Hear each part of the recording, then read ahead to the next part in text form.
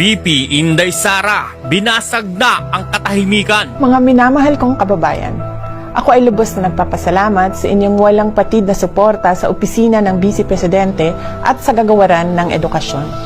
Ang inyong matatag na paniniwala sa kahalagahan ng aking trabaho at sa positibong pagbabago na aking maiaambag sa pag-unlad ng ating bansa ay siyang nagbibigay lakas at inspirasyon sa akin upang magpatuloy sa pagserbisyo sa ating bayan. Nagsalita na, issue sa confidential fund, hindi na napigilan. Naiintindihan ko ang inyong pagkadismaya at galit hinggil sa mga issue tulad ng pakikialam sa budget at usapin ng confidential fund. Mga hamon at pamumulitika kay VP Sara, apektado ba?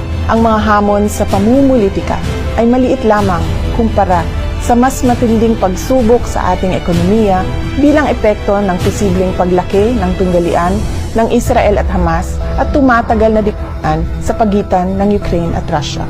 VP Sara, may babala, mga Pilipino pinaghahanda. Hinihikayat ko ang bawat isa sa inyo na tutukan ang paghahanda sa darating na panahon ng taghirap, lalo na sa patuloy na pagtaas ng presyo ng pagkain at iba pang bilihin.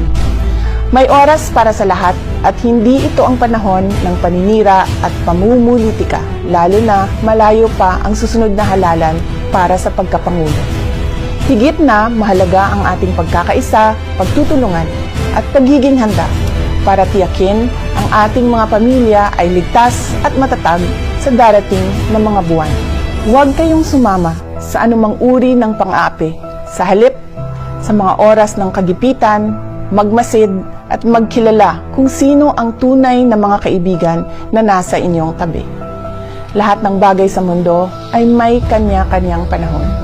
May panahon ng kapanganakan, ayan. Panahon ng pagtatanim at pag-aani. Panahon ng pagsugod at paghilom. Panahon ng pagwasak at pagtatayo. Panahon ng pagluha at pagtawa. Panahon ng pagluluksa at pagsayaw. Panahon ng pagkalat at pagtipon ng mga bato. Panahon ng yakap at panahon ng pag-iwas sa pagyakap. Panahon ng paghanap at pagtigil sa paghahanap. Panahon ng pag-iingat at pagtatapon. Panahon ng pagpunit at pagtahi. Panahon ng katahimikan at panahon ng pagsasalita. Panahon ng pagmamahal at pagkapuot. Panahon ng digmaan at panahon ng kapayapaan. Sa bawat yugto ng ating buhay, mahalaga na piliin natin ang kabutihan, pagkakaunawaan at pagkakaisa. Sa bawat panahon, maging matatag tayo sa pagharap sa hamon at maging handa sa pagtanggap ng pagbabago.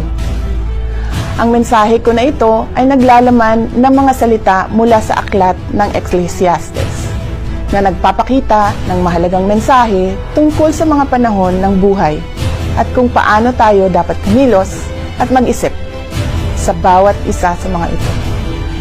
Magtulungan tayo para sa kapakanan ng ating bansa.